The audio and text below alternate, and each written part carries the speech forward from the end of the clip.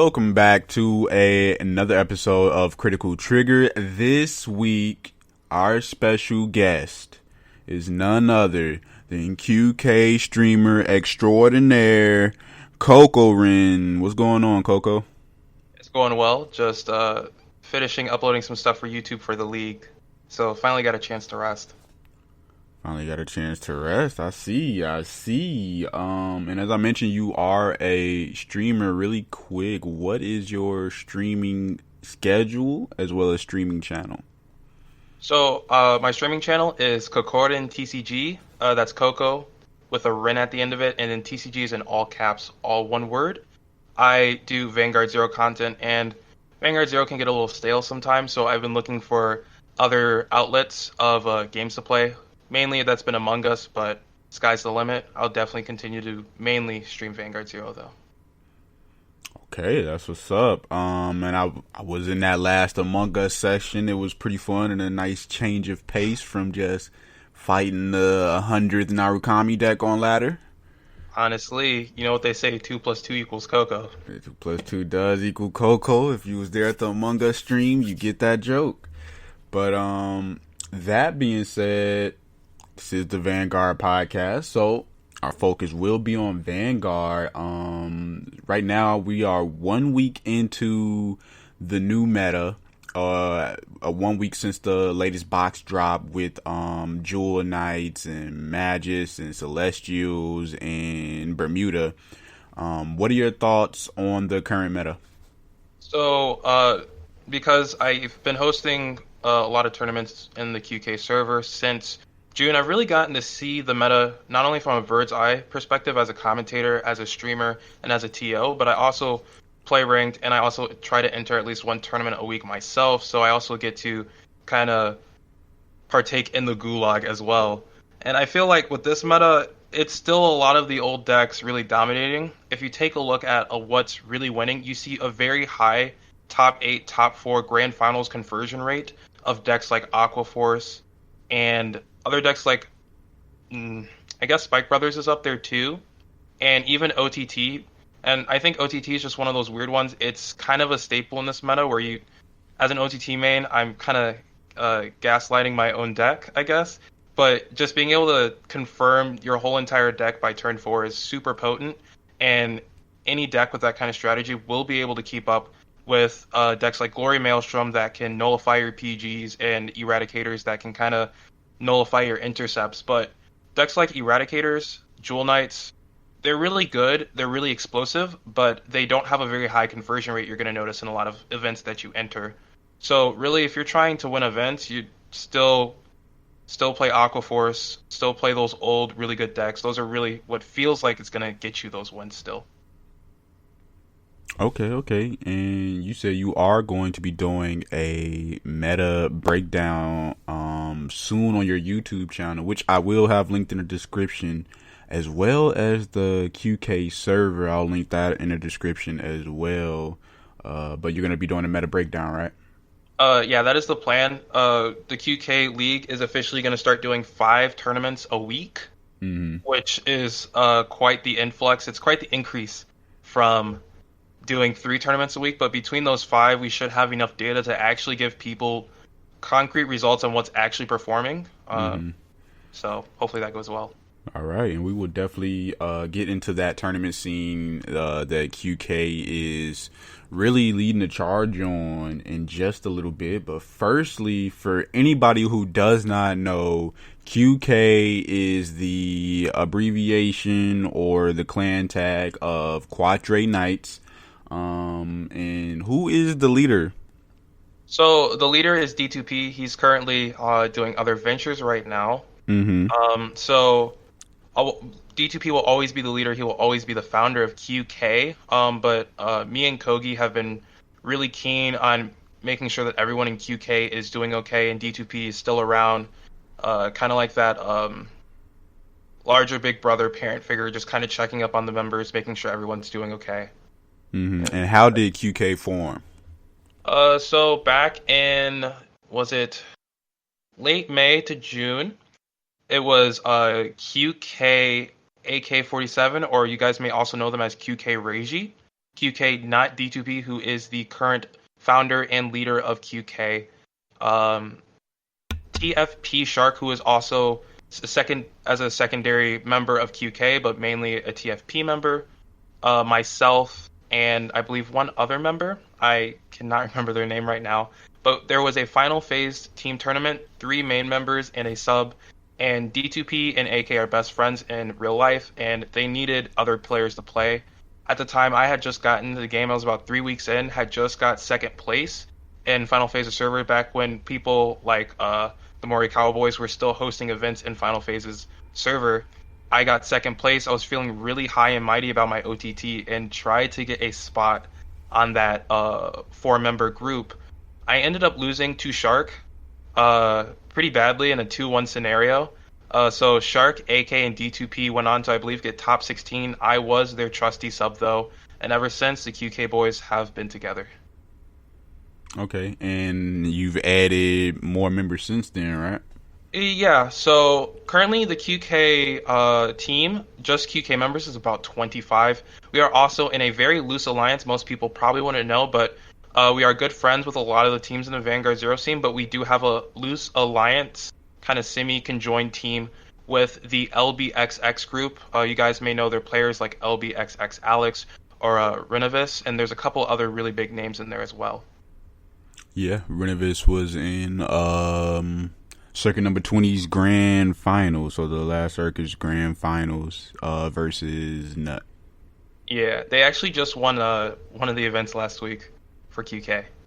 Okay, speaking of events, you guys host tournaments, various tournaments throughout the week. Can you talk to me a little bit about, or a lot of bit about, one, what made you guys decide to start doing these tournaments, and what all tournaments are going on throughout the week, and how can people get involved? Of course. So I guess I'll start off with like the QK mission. We originally started the QK tournament server. We asked Final Phase Senpai. We asked them for help because we just wanted to host a couple events and recruit. Originally, the tournament server was a way to get more people to join the team. We were most of the members were really into playing Vanguard Zero around that time, and so we just wanted as many members as possible. We wanted to create a training ground for members to kind of grow and spread their wings. You'll notice like QK members like VOC Ralph, he was one of the original like first 10 QK members, was recruited by Shark himself, and he stayed with QK for a very long time. He grew his wings, and our intention is never to hold players back, and so when he said he wanted to go to VOC, we let him go to VOC. But the whole purpose was to let players grow. So when we first started the tournament server, did not go very well. We tried hosting a couple events, and players like QKB Lumpkins tried to join early on using the tournaments, but they all fell through.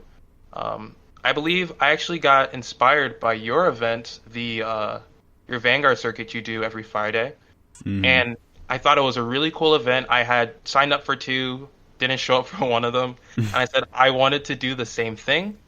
So towards the end of June, I created the Coco Cup Weekly, which is a Swiss event, and players just play Swiss, bring 2 clans, you have to win with both, and it was meant to where I didn't have to check deck lists because that was too stressful and not really good for my anxiety, and 2, for players to test new concepts. So 1 round you could bring General Gyros Narukami, in the second round you can bring pure Erads, and it would be totally legal. And so like a very loose format. And so this is every Sunday, right? Yeah, that's every Sunday. And so that's really what kicked off the tournament server, and that's when we really started to connect with AL4, Midnight Paladins, VOC, and then I also did some behind-the-scenes work doing scrims with some other teams where they got to play some of the QK members, and that also got them into the tournament server just so they could see what was going on. If they wanted to play in the events, they were there. Okay, now that's interesting. So you said you guys had tried to do the tournament scene once before, but it failed. Can you attribute any particular reason to why it didn't take off the first time around? Not everyone is meant to TO. It's a very hard job. Oftentimes, like, people that run Discords and people that run events don't really get the credit that they deserve. There's a lot of behind-the-scenes work that goes into making sure an event goes well, making sure if you have a streamer that's going to show up, that the streamer shows up. There's a lot of little pieces that people forget, and so sometimes it just can be a little overwhelming for people. We didn't have the right TOs at the time, but we eventually found a really good group of people. 1000%. The the bulk of the work goes on behind the scene for sure, for sure. But you said so the Coco Cup is what kickstarted the second attempt, and what so yeah, talk to me from that point on. So at that time, we still had our QK players, Ralph and Kogi, were absolutely destroying the Vanguard scene, or at least I'd like to say so. A little bit of self-team pride, and Kogi was also interested in joining events, and after, I believe, around end of July, mid-August, me and Kogi became this tournament organizer dynamic duo, if you will. Kogi really liked, I believe it was PPG that did the dailies. And yeah, PPG dailies, yep. Okay, so yeah, he was really successful in the PPG dailies. He really liked them, and so when they started to slack when it came to Vanguard Zero tournaments, he figured that since we were already getting people for the Coco Cup Weekly, we would start doing the dailies. And so we got people like Nitro Player and a bunch of other really good TOs to come in and help us set up bots, help us set up for the dailies, and like give us like good format ideas. And from there, we did the dailies up until when school really got going, so that September-ish area. After that, it became really hard to maintain those. But when we got that second attempt going and it started to go well, it was because we had the Coco Cup Weekly combined with Kogi and his people helping him set up the dailies. Okay. And so currently, so today is Monday, which many people consider the start of the week. Some people consider it Sunday. I'm not here for that debate. So Monday, the start of the week, what tournaments can I look forward to on the QK server from Monday to Sunday? So we have Monday at 8 p.m. CST, or for those who need a different conversion, 6 p.m. Pacific Standard Time. We have what's called the QK Casual. We try to name these so it's a little bit easier for people to denote which is which. And basically, the QK Casual is a best of one format. They're all free to enter, just like any of the other events in our server. And while they don't have prizing, it's a great way to rack up points for the QK League, just for those who may not be doing too well in the Bushy Road prize events and the Coco Cup Weeklies. Okay, we will also do an in-depth breakdown of the QK League in just a bit, so definitely stick around. Okay, so that's Monday. What else? Then we go to Wednesday. Wednesday is our first QK bi-weekly of the week. That happens at 6 p.m. Pacific Standard Time, or at least in my time zone, 8 p.m. Central Standard Time. And that is a best of 3 single elimination, and that has Bushy Road prize support. Okay. Then we have Fridays. Fridays is just another QK Casual. It's about 2 hours before your event, Wolf, but it's best of 1, so if someone's not too sure about their list, they can pop over to that Friday Casual, test up their list, and then come and destroy all the people in your Vanguard circuit. That's actually really good information. I think people definitely do. Usually my tournament is like the last tournament of the day, so people will have participated in 1 or 2 tournaments before circuit starts. So that's actually pretty good information. Yep. We got 2 more events in the week. We have Saturday. That is the second QK bi-weekly. That is at 6 p.m. Pacific Standard Time. And that is a best of 3 Bushy Road prize, free to enter, single elimination format, similar to Wednesday. And that's just another chance for people to get Bushy Road support. And we started going for Bushy Road support because we wanted to bolster the numbers, and we wanted to give our players more of an incentive to play. Not only that, but just as a thank you for continuing to support our server. The final event of the week is the Coco Cup Weekly.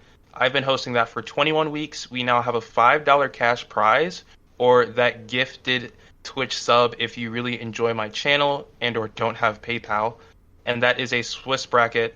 You bring 2 clans. All you have to do is tell us the 2 clan names you play that day, and then you get to kind of test out new concepts. If you already have 2 solidified lists for each of your clans, then you're just able to play those 2 decks all the way through, and hopefully you get a win. Okay, nice. 21 weeks, congratulations. I don't think people realize the difficulty of 21 weeks of hosting a tournament and being consistent and Yep. just taking time out of your week each week to do that. Exactly. I've only missed, I believe, 3 weekends since I started this in late June. So pretty good. Yeah. Okay. So you did mention the QK League. So talk to me about that. Of course. So the QK League, we have a $50 cash prize pot, but it's fairly simple to get to that cash prize.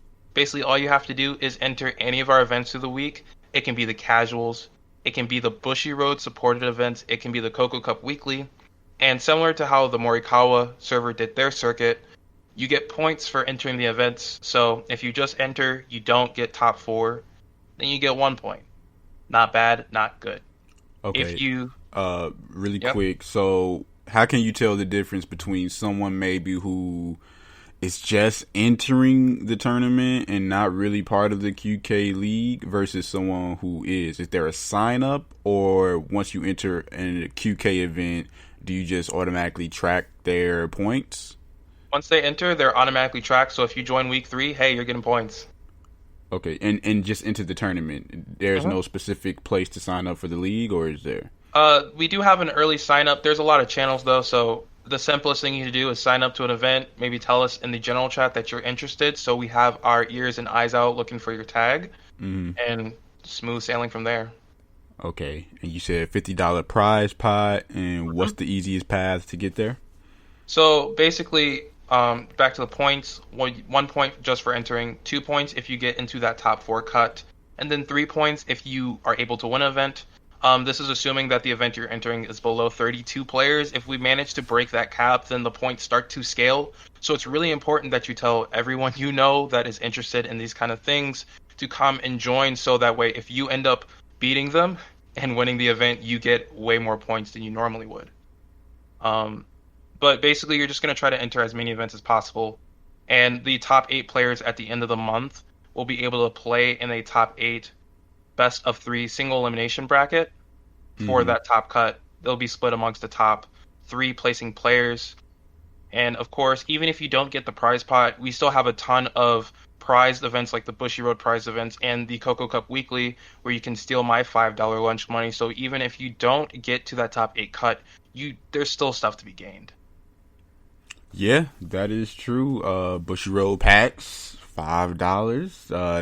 That is lunch in a lot of places. So that is the QK League. And this is the first, I guess, season or first run of it, right? Yes. Okay. And also, you have a QK team entered into season 2 of Clan Battles. What's your expectations there? We did Triple M. We're with pretty much the same boys. Not the best strategy going in. Had a little bit of time conflicts here and there, so we didn't do well. We ended up going 0-3 in Triple M. Not proud to say, but I love playing with all of those guys. So we were able to bring Mayhem onto our team, who is part of the QK tournament server mod team. A close training partner. I play Mayhem every week, almost every single day at this point. And so I just want us to have some fun. If we are able to win our conference, it'll be cool. If not, then at least I'm playing with people that I enjoy playing Vanguard with. Very true. Now, you mentioned Mayhem. He was doing a team tournament, right, on the server. Is that underway? So currently we don't have too many signups, so that's kind of on a little hiatus right now. Okay. But how his event runs is basically you get a couple of people to join. Let me take a look here. It's been a hot minute since we've ran one. It's been about 2 weeks. Give me a second. Oh yeah, so you're gonna have 3 people teams, and they can have up to 3 subs because life does happen, situations do happen. And then after that, you just get to free schedule matches with any of the other players that are playing in the Mayhem Madness event. And at the end of the week, the top performing teams will be able to play each other. We are currently trying to figure out a way to get that event prize just so we can incentivize players to play it more. It's a little bit more of a looser format. So it's a little bit more. You can play more double clans. You can double up on clans on your team between players, and overall, it's just a very relaxed and chaotic neutral format. I guess the best way to describe it. Okay, yeah. Hopefully that can get started back up for you guys. I remember Mayhem being pretty passionate about that, and it seems like I definitely haven't heard any other idea like that. So it's a very unique concept. So hopefully that gets back going again for you guys. But it sounds like whenever you guys start something up for a second time around, it's usually pretty successful. So I can't say that we don't miss, but we eventually figure out how to hit our mark. I mean, as long as you're shooting at least a 45% clip, that's NBA numbers. Hey, you know. Okay, and so where you are a content creator extraordinaire, where all can people find you? So I have a Twitter. I'm pretty prolific on Twitter. I guess you can say I have that carpal tunnel vision, if you will. So you can check me out on Twitter at Kokorin TCG. You can check me out on YouTube. I post up to 2 times a week. If it's a good week, you guys might even get a. That is also Kokorin TCG. I post for art commissions. I do commissions. You guys can check out Wolf's channel. You can check out Limited Knowledge on YouTube for their logo. But I do commissions and art commissions. You can check that out on Instagram. And then, of course, I got the Twitch channel. So that's me. All right, and I will try my best to link all of that in the description below. But did you want to give any shout outs or closing remarks? Yeah. So just shout out to Kogi for being the ultimate TO partner. He's kind of like my antithesis. Sometimes I care too little. Sometimes he cares too much. Sometimes it's the other way around. But we really keep each other in check. Shout out to Kogi for making this dream, this community, a reality. Shout out to all the mods and refs who have been super important and pivotal, sitting through the grueling Sunday meetings, trying to figure out how to bring more players into the server.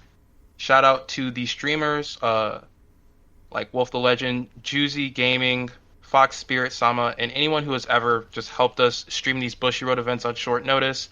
Life happens, and we definitely want to make sure these events go off. And of course, shout out to the Vanguard Zero community for keeping it real and being consistent with the support. You gotta love to see it. All right. So that is pretty much going to do it for this episode of Critical Trigger. If you take one thing from this, go over to the QK Discord and participate in some tournaments, win some packs. And while you're competing for packs, you're passively competing for a chance at $50, and it's just a fun time. They're a fun group. Go ahead and give them a try. Thanks for having me on, Wolf.